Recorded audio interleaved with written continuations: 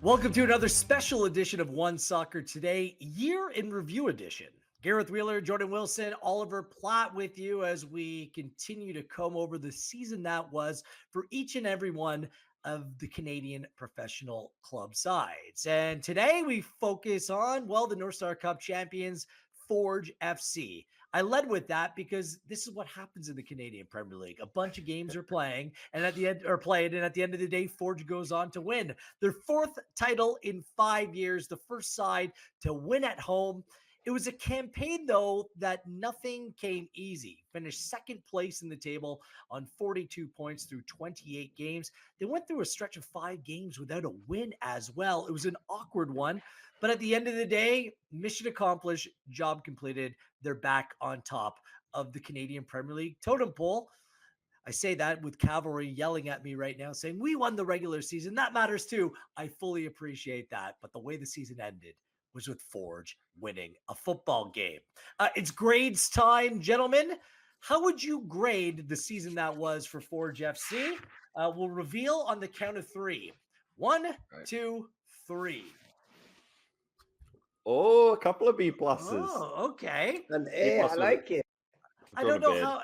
With a When beard. you when Oh, you, you did it again. oh, nice. Well done. Thank you. I don't know how you don't give them an A. I know. Sometimes, Like I- sometimes you don't have to worry about how the sausage was made. You're still gonna eat it. It's still delicious at the end of the day, and they got there in the end. Isn't that the mentality, Jordan? Or shouldn't it be? I mean, no, it's honestly it's it's in the right place for you to say that and give them an A because yeah, they finished second. They won the North Star Cup. They were there at the end of it. But guys, we have to talk about the process, the 28 games. We have to. We talked about it. It felt like every weekend in terms of when is Ford's going to show up. I couldn't give them an A. Granted, are you going to take a B plus from a retired professional that played against you and you won a North Star Cup? You don't really care. But I cannot give you an A because of all of the games that we watched, and we're saying when is Ford's going to show up. The home games, their home record wasn't good enough. The players that you look at on their roster, but we're missing for majority of the season, cannot give them an A for that. I will say this: they showed up. I knew they would because that's what they do in the end, and they had enough quality within that squad to get things done on a one match. And let's just call a spade a spade. They have a genius in Bobby Smirnionis that knows how to get the best out of his team in a one match, 90 minutes, or in this case, 120 minutes. So you can never really count them out. But in terms of the football that they played throughout this 2023 season, it wasn't good enough. And I think they would grade it. I don't know if there are many players on their team that would give their grade an A, but I don't think they grade it. I think they care about championships. I think they care about winning 4 and 5. I think they care about going to 5 finals. That they did. But in terms of an A or A plus performance, like I think they were far off of it this season. The thing is, they know when the calendar turns, when the calendar flips, it's Forge season. They know it's their time. That was it. It's all finally tuning up until that point, isn't it, Oliver Platt? It is, and there's part of me that thinks the B plus I've given them is a ridiculous grade because like we just watched pictures of them lifting that beautiful trophy at the end of the season, and they're playing in the Champions Cup next year. They went to the semifinals of the Canadian Championship. Like it's an A plus season for everyone else in this league, but like there is something to what Jordan says. I think about like for a lot of this year, it was a bit of a slog for Forge, and we'll get into some of the details of that, and why they maybe had those struggles. But as much as they achieved the end products that they all but 1 year have achieved, I do think this was a different kind of year for Forge, and one where they had to grind a little bit more, one that I think may lead to a few more questions and decisions to be made this off season in terms of making sure that they get back to, I think, where they have been in the past, which has been a bit better than it was in 2023. Goals conceded was up, goals scored was down. It just wasn't a thoroughly convincing campaign. It's funny. You had Hamilton or sorry, Campbell and Pasillas both scoring 10 goals, but seemed like kind of like a quiet 10 goals scored each. Both were just a goal back of the Golden Boot. It was just one of those campaigns. Perhaps our thought process is tainted by the fact that they have been so good for so long. So the bar continues to be raised here, but then at the end of the day, they found a way to get the job done. Anything else you want to add on that, Jordan? Or are we missing anything Yeah, just in terms of the no, overall outlook?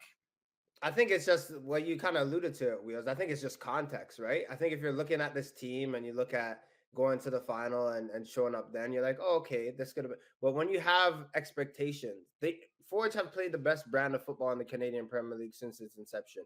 Calgary are close second, but in terms of players, like attractive football, depth, they've been there. So when you have that going into an 8-team league, you're judging these players on it. Like I'm looking at if there's a game to watch every week, no disrespect to other teams, you would tune in and find Forge. But that really wasn't the case this season.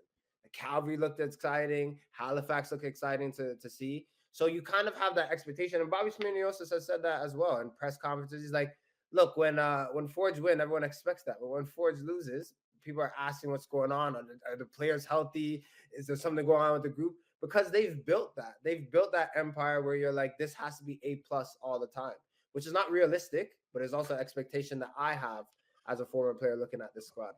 Let's discuss top performers. You had Tristan Henry, the goalkeeper of the year in the Canadian Premier League, made some phenomenal stops. Menjikar James was quite the addition across the back line, bringing stability. The old faces, Kyle Becker, continuing to get the job done again. Was there a star who shined brighter than the rest for you, Jordan? Yeah, I mean, there's a couple I could pick. I think this was probably a two-man race. Tristan Henry had a phenomenal year, probably the first full season when they've asked him to stand on his head and come up big, and he did just that. But I'm thinking more of a guy who has been decorated throughout this league, but really was a captain through and through. And we found out later that he had a little bit of a niggle throughout the whole season, a little injury. But I'm gonna go with Kyle Becker because I think for me, with his season, he stepped up when they really needed it, whether it was goal contribution, whether it was assists, whether it was just like him kind of pressing on and he's not a type of player that's rah and gonna be yelling and getting guys going. He really just leads by example, wants to go about his business. But these moments, Halifax away goal, really to get a draw, like these times where he stepped up throughout the season, I think were so invaluable. So I have to put him at the top. Ollie, who for you? Yeah, same too. I'll go with Tristan Henry as my number one, though. I thought, this was his best season, and that says something again about what we were talking about in terms of the way Forge played this season. They did need their goalkeeper more than ever. And I thought he was exceptional. I thought there were multiple games, and he was probably the goalkeeper in the league that I felt kind of bailed his team out of more games than any other this season. He had a couple of really exceptional days. One against Atletico Ottawa, I remember in the middle of the season, was up there with the better goalkeeping performances we've seen in 5 seasons in the CPL, I think. So Henry for me, but like I said, I think it probably says something about this Forge team and the way this year was just a little bit different and a little bit tougher for them, that they really had to lean on both Henry, Becker to do multiple different things at multiple different spots, and one or two others this year in a way that maybe hasn't quite been the case in the past. Becker, the joint most assists in the Canadian Premier League with 8. An outstanding midseason acquisition in Benny Badabanga as well, who scored the equalizer in the Cup final. Some unsung heroes. I really like the looks of Matusala, other players in the side. So Yeah. the nucleus is still very, very good. Let's chat the other side of the coin, the negatives. What disappointed you, Ollie, about Forge's season? Well, two related things, and I think one kind of led to the other, which was firstly the lack of just attacking punch and the ability to punish teams. I think when you look at the two guys who have been the main men for them, over the course of a few seasons now in the Canadian Premier League, Tristan Borges and David Chouanier had tough years. I think a lot of it was health and injury related. Obviously, particularly in Chouanier's case, he missed a lot of the season and just came back in time to make a big impact in the final and arguably change that final, in my opinion, off the bench. So we saw how important he can still be. But a goal and 4 assists for Borges, 2 goals, 3 assists for Chouanier, like 5 goal contributions each. You would have expected more than that, much more than that from these two players at the start of the season. And I think until Badibanga arrived, and even still then to a certain extent, that they struggled to make up for that. And what that led to was the home form just not looking anywhere near as good as it has been because of that difficulty they had scoring goals, creating chances, and punishing teams. 4 home wins this year for Forge in the regular season. There's nowhere near Cavalry, who had 10, Halifax, who had 9, even Vancouver, who missed the playoffs, had more home wins than Forge this season. York United, who we talked about as having a miserable home record all season, they had the same number of home wins with 4 in 14 games. So that was a real struggle and a big difference, I think, from the Forge we're used to seeing.